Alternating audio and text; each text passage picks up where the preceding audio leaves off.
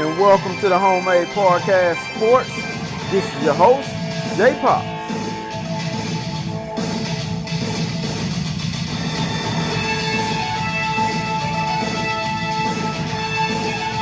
And welcome back to the Homemade Podcast of Sports with your host, J Pops. Guys, it is a beautiful day in the great city of Houston, Texas. Hot, but nonetheless, it is a great day in the beautiful city of Houston, Texas, people. Man, we have a lot to get into on this episode. And on this episode here in general, man, I just want to give you guys a good history lesson, and this to all of the recruits and to all other teams, that just may not know all that much about Texas A&M. But I just wanted to give you guys a history on the coaches and stuff like that, and the reason to why I've said a long time ago, and like a couple of others as well, has also said that Texas A&M is a sleeping giant. I want to give you the rundown history of the coaches and, just what they actually mean by that, man, because in my honest opinion, this team is supposed to have a national title by now. We are a couple of years back in the making, man. We got reset for a couple of years and then a couple of years after that and stuff like that. But this team, this Texas A&M football program, is supposed to have at least 2 national titles in the current era. A lot of you guys might laugh at me on that, but then again, a lot of you guys may agree and be like, man, yeah, I honestly agree with you. And this from other teams.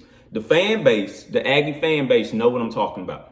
They know exactly what I'm talking about, man. So just sit back, get you some popcorn, fix you a little sandwich, things of that nature, and let's go ahead and dig on and get into it, okay? Once again, man, if you guys don't mind, just hit that subscribe button. It lets me know that you guys are out there listening and you guys are interested, in what I'm talking about and stuff like that. So, hey, excuse me if I might bore you, but that was never my intention, okay? So let's go ahead and get on into it, man. First and foremost, let's talk about this Texas A&M record.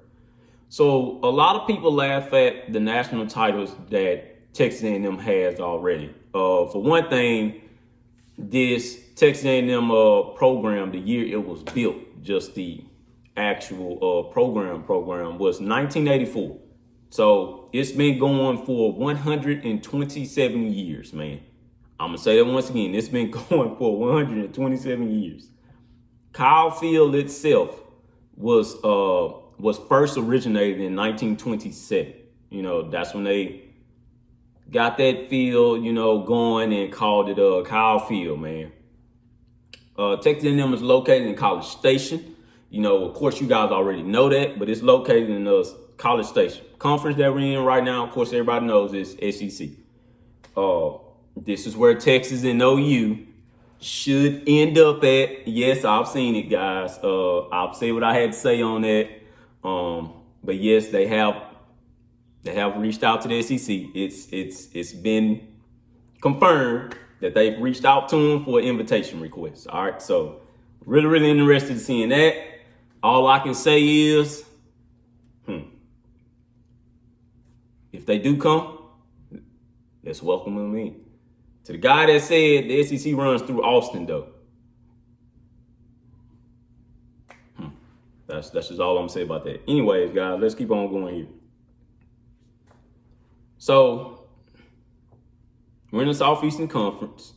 The division that we're in are in the West. The past conferences were the Big 12 and the Southwest Conference. That's what everybody knows Texas A&M from, Southwest Conference. A couple of guys know us from the actual Big 12 Conference as well, because they were over there since 1996 and they ran all the way through 2011. So in the Southwest Conference, though, man, they were there from 1915 to 1996. Long time, right? So the all-time win record is 758, 487, and 48. So 758 wins, 487 losses, 48 ties. .605 record. The bowl record is 20-22. Like I said, it's a history lesson for all you guys. 20-22. Claimed national titles are 3 from 1919, 1927, and 1939. Yeah, a lot of people laugh at that, stuff like that. But like I say, this team has been set back so many times, man. So many times. This team is supposed to have about at least 7 national titles right now. So conference titles, 18. We got 17 Southwest Conference titles and only 1 Big 12 title. Division titles are 3 from 1997, 1998, and 2010. The rivalries now, LSU, Arkansas, Baylor, Texas Tech, TCU. Yeah, LSU, Arkansas, Texas, Baylor, Texas Tech, TCU. Heisman Trophies winners, 2. Conspicuous All-Americans, 28. All of that is about to change, okay? You guys have to believe me when I say that. Colors are maroon and white. Fight song, Aggie War Hymn. Mascot, Rival.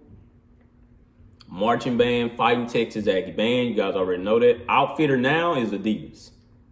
Website, 12man.com, baby. All right, so once again, man, give you a little bit of a history lesson. All right, so early history. 1984.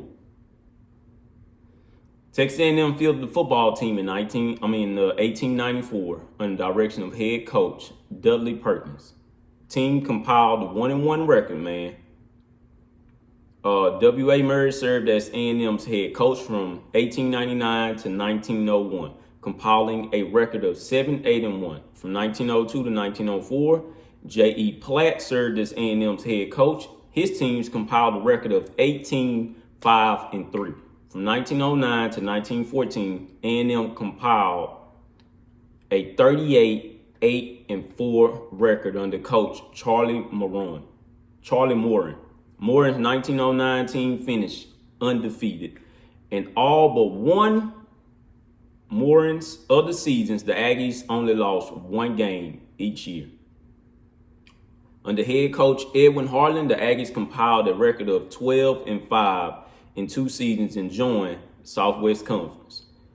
Dana X. Bible became Texas A&M head coach in 1919, leaving LSU, and under his tutelage, the Aggies compiled a record of 72-19-9 in 10 seasons. I'm gonna say that once again: 72-19-9 in 10 seasons.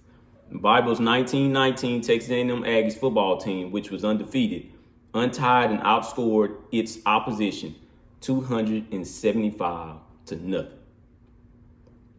That was retroactively named a national champion by the Billingsley Report and National Championship Foundation. In the 1922 Dixie Classic, Bible made his first visible and lasting impression in his A&M career when he began the 12th man tradition. Bible had a roster of only 18 players who had to play both offense and defense against the heavy favorite Century College. He lost 3 players to injuries early in the game, but the Aggies took the lead. Fearing more injuries and the possibility of having to forfeit the game for lack of men, Bible called upon a reserve halfback, E. King Gill, who has in the press box running stats for the team to suit up and be ready if needed. The Aggies wouldn't need Gill's help to win, but since then, Aggie students stand throughout football games to show their willingness to play if needed. Bible departed the Aggies after the 1928 season to accept the Nebraska head coaching position. After Bible's departure, A&M brought in Matty Bell from TCU to lead the Aggies football program. Under Bell's tenure, the Aggies compiled a record of 24-21-3. However, the Aggies did not play up to the standards set by Dana Bible's tenure, and Bell left for the SMU after 5 seasons. Homer Horton era, 1934 to 1947. Homer Horton was hired away from Century to replace Bell in 1934. A&M enjoyed great success under Norton. The 1939 Texas A&M team went 11-0, beating Tulane in the Sugar Bowl and was named the national champion. Norton's record at Texas A&M was 82-53-9, giving him the second most wins of any coach in Texas A&M Aggies football history. Among the many stars that Norton developed were John Kimbrell and Joe Ruick. Norton was fired in 1947 when his team went 3-6-1 and lost to Archer University of Texas for the 8th straight year. Harry Stiller era from 1948 to 1950. This is where it starts getting interesting. And like I say, we kind of start taking a step back. In December 1947, Harry Stiller was promoted from running backs coach to head coach for the Texas A&M football team following the fire of Homer Norton. In Stiller's first season as head coach, the Aggies failed to win a game, accumulating a record of 0-9-1. For the 1949 season, the Aggies won only one game and had a record of 1-8-1. Despite the poor record in his first two seasons, Stiller developed a reputation as a good recruiter. In 1950, Stiller turned the program around with a 7-4 record, including impressive wins over Arkansas, 42-13, and SMU 25-20, and a 40-20 win over Georgia in the Presidential Cup at Baltimore. The 1950 team had the best record of any Texas A&M football team in the first decade after World War II, 1945 to 1954. In December 1950, Stiller reported that he had been attacked and beaten by a stranger near the Shamrock Hotel in Houston, where Stiller had been scheduled to address a group of Texas A&M alumni. Stiller tried to downplay the incident, but the press reported Stiller declined to provide details to the police and that there were conflicting versions as to what had happened. The San Antonio Light reported the incident under a banner headline, "Mystery Shrouds Stiller Beaten." In March 1951, Stiller admitted that he had misrepresented the facts concerning the assault. He reported that he had known his attacker and the affair was a personal one. Embarrassed, Stiller submitted his letter of resignation to the president of Texas A&M upon revealing the true facts concerning my affair in Houston. Following the resignation, the members of the football team issued a statement in support of their former coach. "We believe that whatever happened to Mr. Stiller was a personal matter, and it should have remained that. A lot of us boys came to A&M in 1948, not because A&M had won games, but simply because of Harry Stiller and his character. He has never ceased to set us that same example in the years we have played and worked for him." That was a letter from those guys, from the team. In 3 years as the head coach of Texas A&M, Stiller compiled a record of 8-21-2. Like I say, this is when it starts getting interesting. The Raymond George era, 1951 to 1953. Raymond George, previously USC's defensive line coach, was hired as the 17th head coach of the Texas A&M Aggies after the Stiller scandal. He served as head coach for 3 seasons from 1951 to 1953, during which time the Aggies produced a total record of 12-14-4. Among A&M's notable wins during the time period were victories over Bud Wilkins' Oklahoma Sooners, Henry Russell Sanders' UCLA Bruins, and Bear Bryant's Kentucky Wildcats. George resigned as the Aggies head coach following the 1953 season. He resigned. So this is why I say, this is where it gets a whole lot interesting, because this is why I say this team is supposed to had a couple of national championship runs. This is the Bear Bryant era. Bama fans, y'all can hear you right now. So what you saying, Texas fans, I can hear you right now. OU fans, everybody. Once again, my Aggie fans, they already know. Us Aggie fans know what's up, and this is a sleeping giant over here. This is the Bear Bryant era, 1954 to 1957. Legendary coach Bear Bryant arrived in College Station after a successful head coaching tenures at Maryland and Kentucky, signing a contract worth $15,000 per year. The Aggies suffered through a grueling 1-9 record in Bryant's first season, which began with the infamous training camp in Junction Boys, during which time many Aggie football players quit the team. The survivors were given the name Junction Boys. 2 years later, Bryant led the team to the Southwest Conference Championship with a 34-21 victory over Texas in Austin. The following year, star running back John David Crow won the Heisman Trophy, and the Aggies were in a title contention until they lost to the Rice Owls. Bryant attempted to integrate the all-white Texas A&M squad. Will be the last football team in the Southwest Conference to integrate, he was told by the Texas A&M official. Well, Bryant replied, then that's where we're going to finish football. That's why I say, man, we got set back a lot, because a lot of Aggies know we were set in our ways. That was during that era. Not going to get into all of that, but that was during that era, okay? After the 1957 season, having compiled an overall 25-14-2 record in A&M, Bryant left for Alabama, his alma mater, where he could cement his legacy as one of the greatest, if not the greatest, college football coach of all time. Once again, we've been set back so many years because of guys that were already, there, but that's not the same anymore no more, man. All right, so keep on listening. The Jim Myers era, 1958 through 1961. A&M next turned to Iowa State head coach Jim Myers for his head coaching position. Under Myers, the Aggies struggled mightily, compiling a 12-24-4 record. The Aggies failed to win more than 4 games in a single season.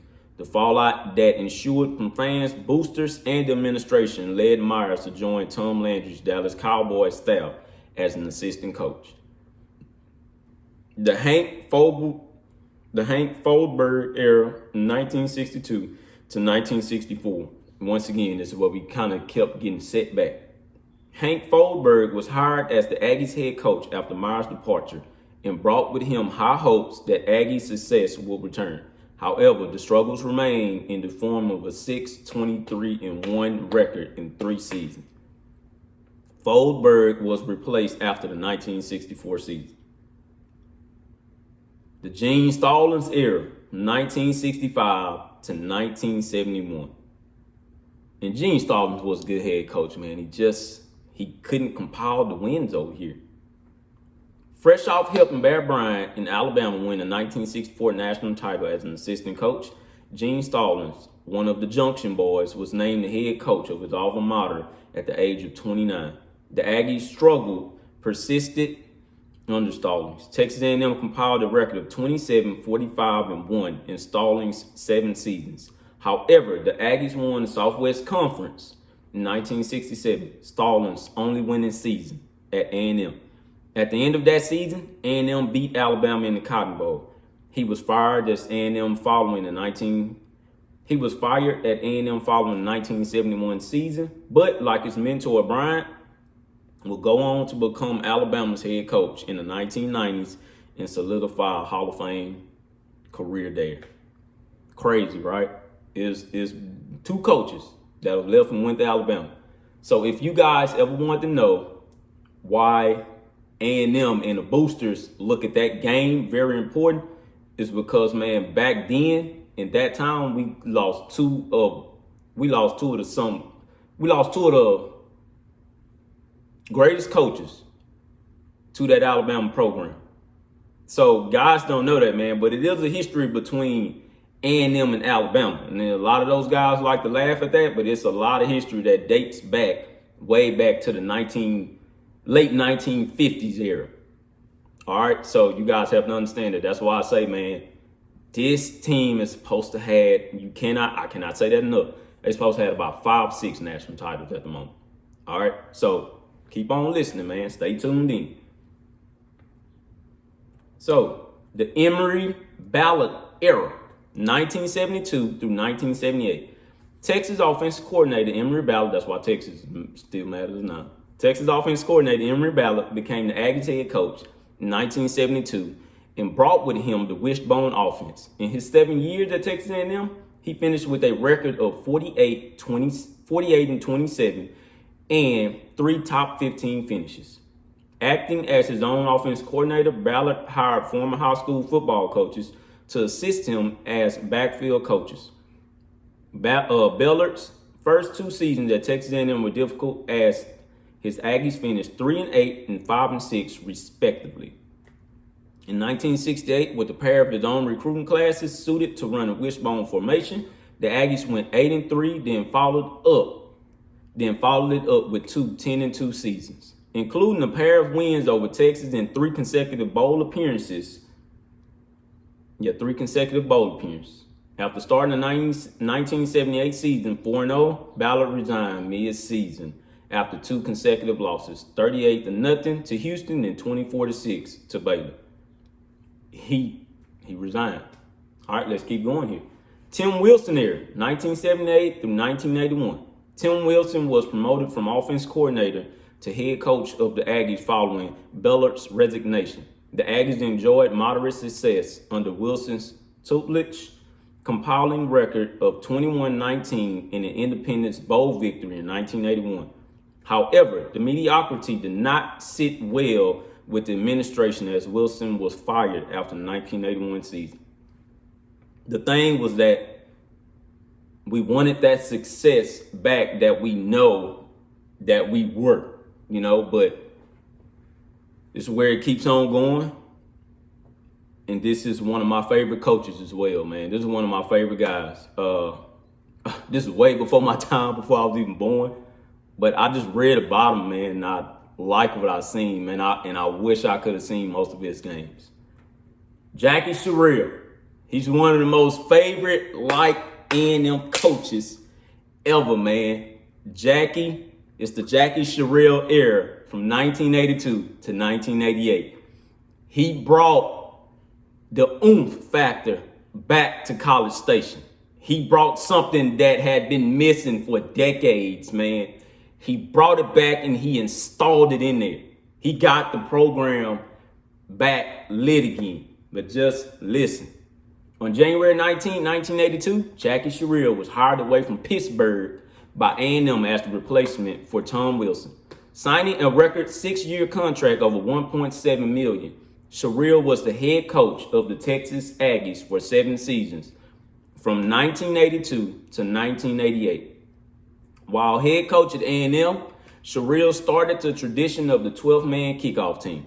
This tradition is still observed by A&M today, only in a significantly scaled-back form, including a single walk-on rather than an entire return team unit.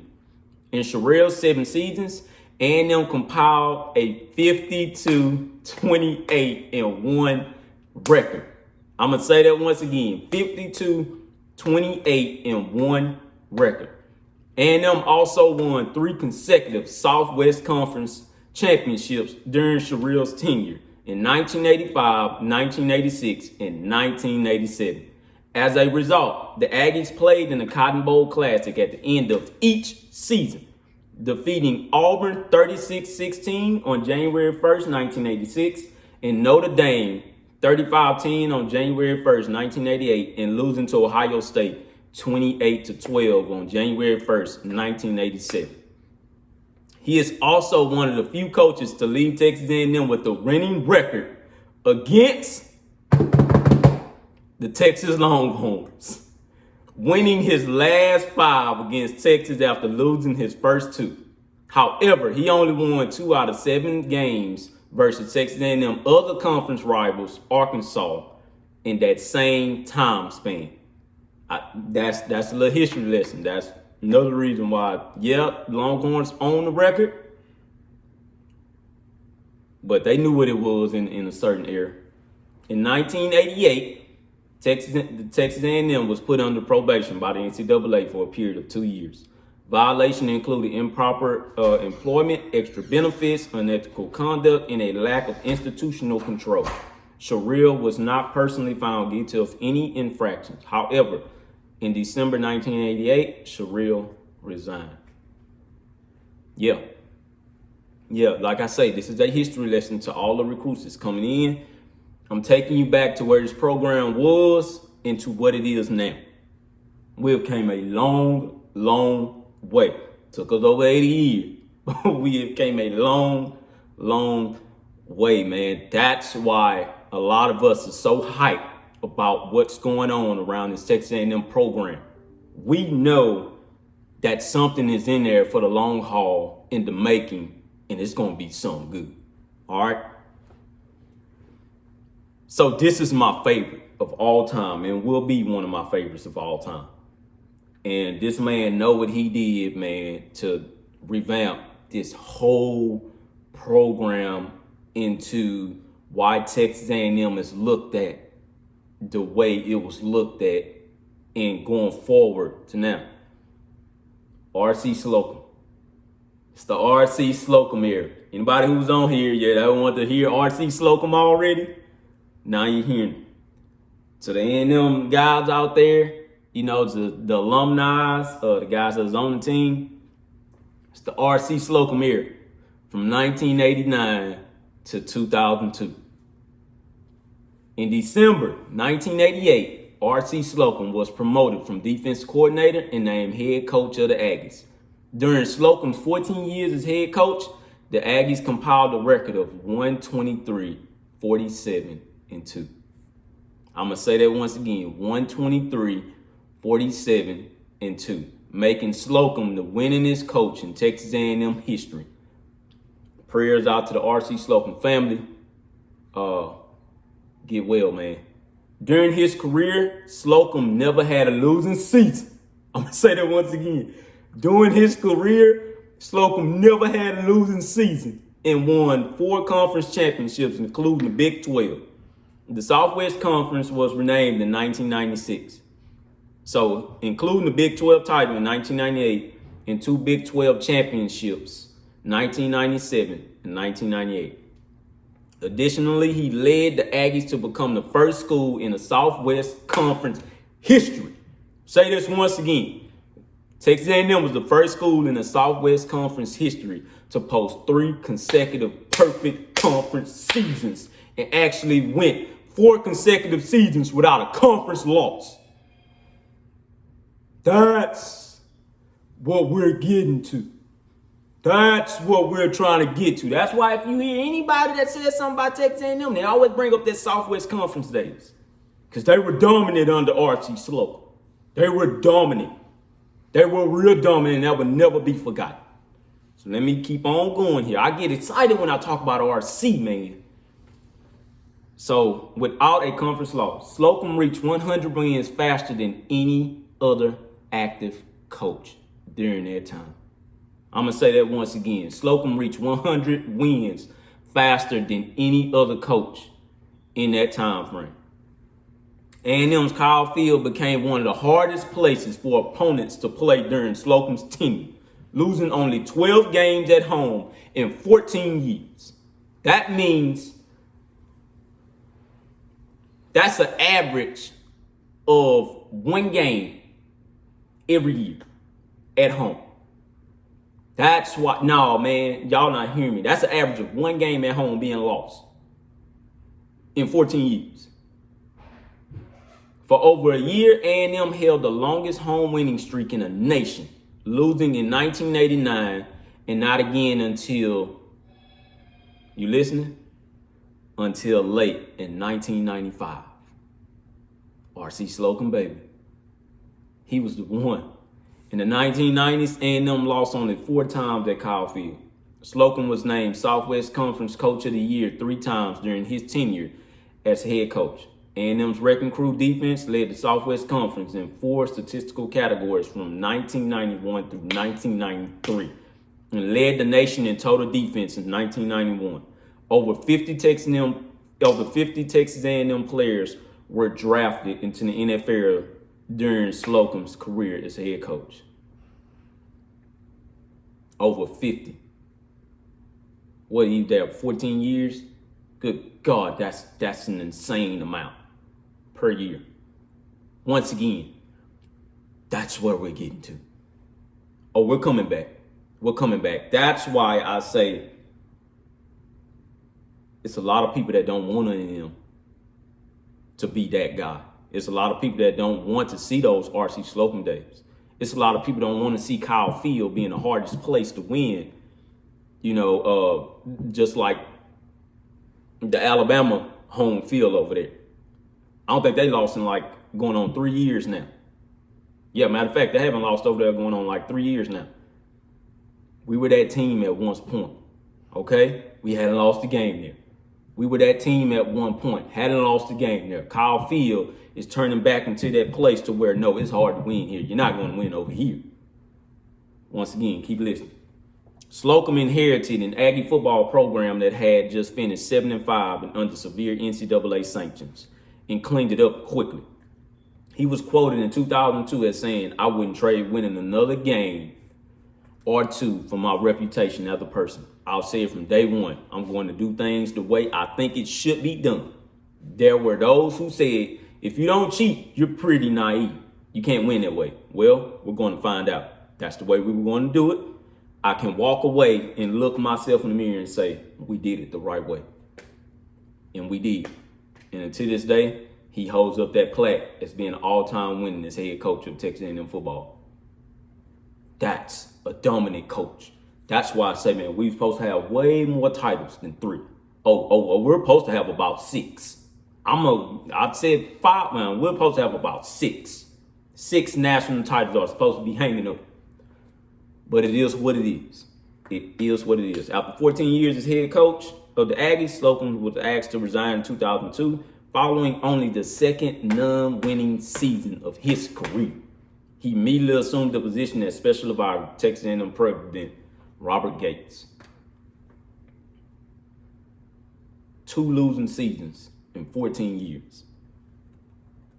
Think about that. Dennis Franchione era, 2003 to 2007. A&M turned to Alabama head coach Dennis Franchione to replace the outlasted Slocum. Franchione brought the majority of his coaching staff from the Crimson Tide for the 2003 season. Franchione signed a contract that was set to pay him a yearly salary of $1.7 million through 2010. The Aggies finished 2003 season with a 4-8 record, including a nationally televised 77-0 loss to Oklahoma. If you guys want to know, that's that meme that Oklahoma fans always post that was way from 2003. We're talking when we were in 2021. But they posted all the time with a 77-0 loss. That wasn't the R.C. Slocum. That was to Dennis Franchione. The worst loss in A&M's history. The season also marked the first losing season for the Aggies after 21 years. In the 2004 season, Franchione attempted the rebuilding process as the team improved to a 7-5 record and a 5-3 record in conference play, including a 35-34 overtime loss to unranked Baylor. In a 13-game winning streak, the Aggies had over Baylor in a 35-25 overtime win over the then number 25 Texas Tech at Kyle Field, snapping a 3-game skid to the Red Raiders. The Aggies ended up advancing to the Cotton Bowl Classic to play number 17 Tennessee, but lost 38-7. Following the bowl game, A&M officials extended Franchione's contract through 2012 and raised his salary to $2 million. In 2005, prior to the 2005 season, Franchione donated $1 million to the A&M athletic department. The donation went towards the construction of an indoor practice facility, which is now located adjacent to the Kyle Field. In 2005 season, Franchione's Aggies was ranked 17th in the preseason poll, but regressed to a 5-6 record. In 2005, Aggie defense ranked 107 nationally and allowed 443.8 yards per game. That was the worst defense that we had ever seen. So I'm gonna keep moving along here. The Mike Sherman era, 2008-2011. Mike Sherman was hired away from his post as offensive coordinator of the NFL's Houston Texans to replace Franchione. Sherman signed a 7-year contract that at that time paid him $1.8 million annually. Sherman abandoned the zone read option offense run by Franchione and his coaching staff and installed a pro-style system. A&M used a balanced offense run primarily out of the pro-style formation. Sherman's quarterbacks at A&M were Stephen McGee and Ryan Tannehill, both of whom would go on to be drafted in the NFL. After 2 straight losing seasons, the Aggies started 2010 season 3-3, but won their final 6 games and earned a share of the Big 12 South Division title. Number 18, Texas A&M went on to play number 11, LSU in the Cotton Bowl. Texas A&M lost 41-24 to end the season at 9-4. After 2010 season, A&M signed Sherman a contract extension through 2015. His salary raised to $2.2 million. In 2011, the Aggies began as top 10 ranked team, but fell out of the polls after losing 4 games, 3 of which had double-digit halftime leads. 3 of these 4 losses were to teams later ranked among the top 10 in the nation. On November 19, 2011, the Aggies defeated Kansas 61-7 and became bowl eligible for a 3rd straight season. 5 days later, on November 24, 2011, they would lose at home to Texas by a score of 27-25 on the last-second field goal in what would be the last game of the rivalry for the foreseeable future, as the Aggies were to join the SEC beginning in 2012. Sherman was fired by Texas A&M on December 1st, 2011. The Aggies compiled a record of 25-25 during Sherman's 4-year tenure. Yep, crazy, right? So this is where Kevin Sumlin could have got his first ever national title appearance and national championship. 2012 through 2017 was the Kevin Sumlin era. This is what changed football in Aggie land forever. On December 13, 2011, A&M hired Houston head coach Kevin Sumlin as the program's 28th head coach. Sumlin was the first African-American head coach in Texas A&M football history. In 2012, Sumlin led the Aggies to an 11-2 record, including victories over then number 1 Alabama and number 11 Oklahoma in the AT&T Cotton Bowl. Starting quarterback Johnny Manziel won the Heisman Trophy. The Aggies finished the 2012 season ranked in the top 5 of both the coaches poll and the AP poll. Texas A&M also led the SEC in total offense, total scoring offense, total rushing yards, and led the nation in 3rd down conversion percentage. Kevin Sumlin and the Texas A&M Aggies became the first SEC team in history to amass over 7,000 yards in total offense.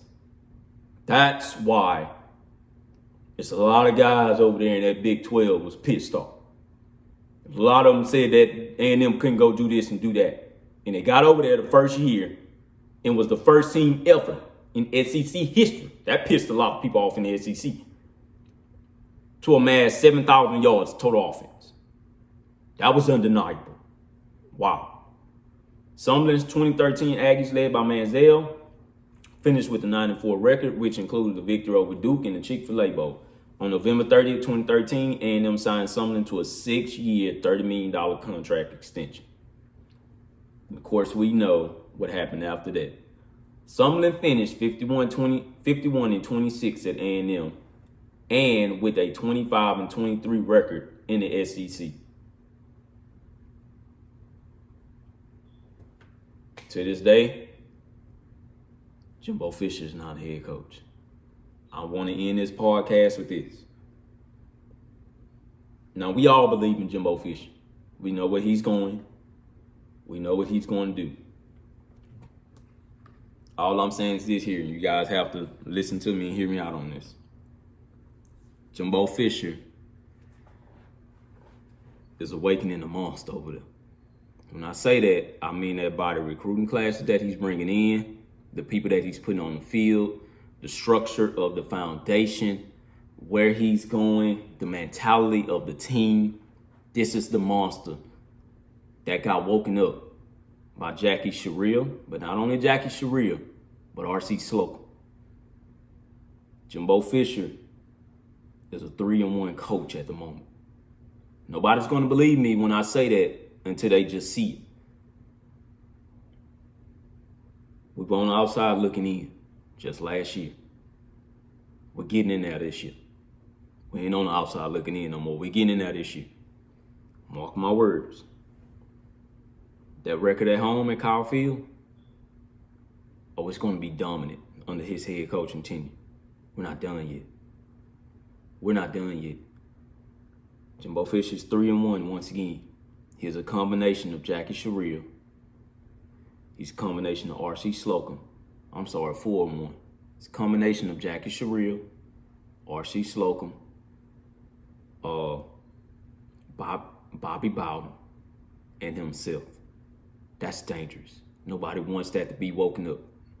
That's dangerous. He's a 4-1 coach, and he knows that. He's his own man at the end of the day, but he's learned a lot from a lot of people. He's learned a lot. The rate that he's going now with this 9-1 finishing season in 2020, he's about to dominate. Teams don't want to look at that. They want to keep on kind of passing by that, stuff like that. Oh, he's not explosive. Oh, they're not explosive. Just pay attention, man. I'm telling you what I'm visioning and what I see. This team is supposed to have been had a national title by now. Unfortunately, we hadn't had one. But our time is coming. And it's now. Be looking. 2021, I already told you my expectations. I'm looking at either undefeated season with a 1-loss minimum. And I meant that. Or undefeated or 1 loss, and I meant that. Stay tuned, baby. Aggie fans, I love y'all. Stay tuned. Get up and up. I gave you this history lesson for a reason. Show you where we were to where we are now. #EagleMays. And thank you guys for tuning in to the #Homemade Podcast Sports. Please, guys, subscribe to the YouTube page and also follow me on Twitter @JPops, on Instagram @JPops, and also on Facebook at #Homemade Podcast Sports. Thank you guys once again. #EagleMays.